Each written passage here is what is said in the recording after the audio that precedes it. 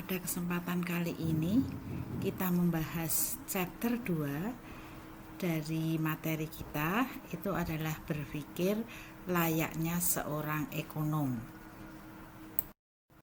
Kemudian chapter 2 itu adalah, ini daftar isinya, chapter 2. Jadi kita mulai membahas mengenai economics of scientist. Jadi ekonom sebagai seorang ilmuwan. Cara berpikir ekonomi itu adalah analitis, objektif. Selanjutnya adalah kita bahas model ekonomi. Itu ada dua model.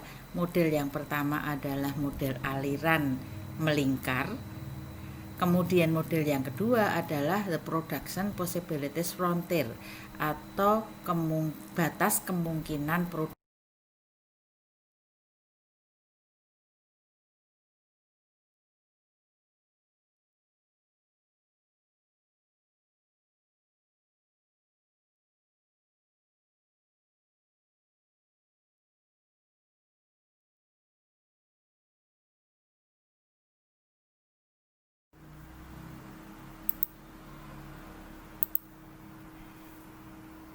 Sekarang bagaimana dengan PPF kalau misalnya terjadi kemajuan teknologi?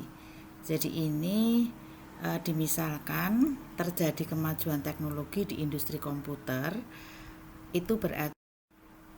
Terus selanjutnya kita bicara mengenai skop dari ekonomi. Jadi ada mikroekonomik, ya, ada mikroekonomik, ada makroekonomi.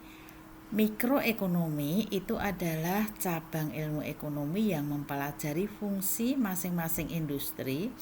Dan kemudian bahasan yang selanjutnya adalah ekonom sebagai policy advisor, jadi sebagai pemberi saran, ya, pemberi saran.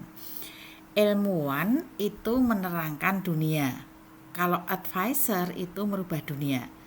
Jadi contohnya misalnya ilmuwan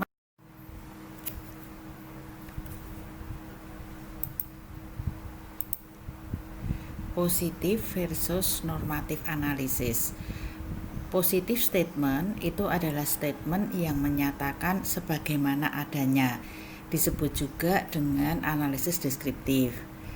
Terus normatif statement itu adalah statement bagaimana seharusnya, disebut dengan preskriptif, ya, analisis. Terus ini adalah summary, jadi kita sudah selesai pada chapter 2. Ada summary-nya, ini sudah saya beri tanda kuning, itu yang penting, ya. Jadi ada dua model perekonomian sederhana, itu adalah model diagram aliran melingkar dan model. Selanjutnya adalah konsep-konsep kunci yang Anda harus selalu ingat itu, ya. Jadi ini contohnya di sini diagram aliran melingkar ada di page 24 di bukunya.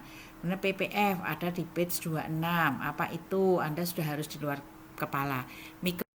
Kemudian sebagai latihan di setiap chapter itu selalu ada pertanyaan ulangan. Ini saya ambilkan dari 5 nomor dari bukunya.